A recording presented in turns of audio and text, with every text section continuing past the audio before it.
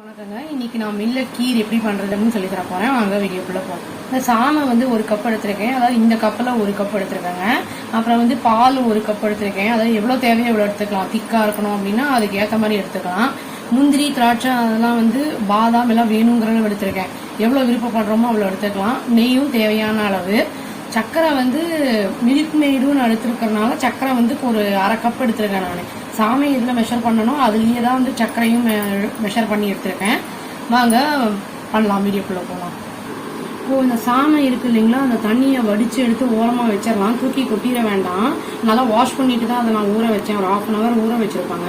இது நல்லா உங்களுக்கு வேணும்னா ஃபைன் பேஸ்ட்டாக அரைச்சிக்கலாம். இல்லைன்னா நான் பரபரன்னு அரைச்சிக்கலாம். நான் பரபரன்னு அரைச்சிக்க போகிறேங்க. பாருங்க, நான் அரைச்சிருக்கேன். இது பரபரான்னு தான் இருக்கும். எடுத்து பார்த்தா தெரியும். இந்த பரபரான்னு இருக்கு பாருங்க. ரொம்ப பவுடர் பேஸ்ட் மாதிரி இல்லை.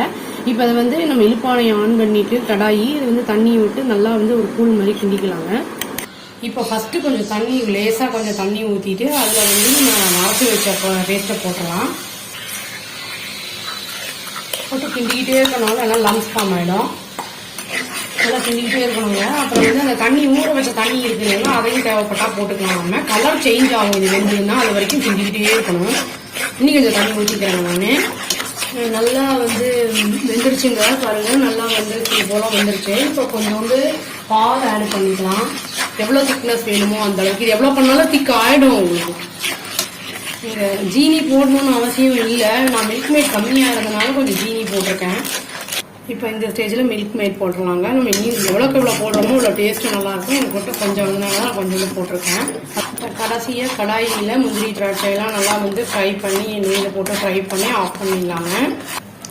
நெய் காஞ்சிருச்சுங்க. இப்போ முந்திரி, திராட்சையெல்லாம் ஃப்ரை பண்ணிடலாம்.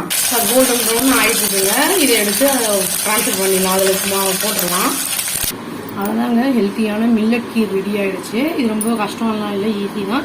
பட் சுகர் பேஷண்ட்லாம் கொஞ்சம் கம்மியாக சாப்பிட்றது நல்லதில்லை. மில்க் மேட்லாம் போட்டுருக்கறதுனால குழந்தைங்களாம் நம்ம விரும்பி சாப்பிடுவாங்க. ஹெல்த்துக்கும் நல்லதுங்க. அவ்வளோதான். Thank you. Please do like, share and subscribe our channel and click the bell icon and click the all option. Thank you.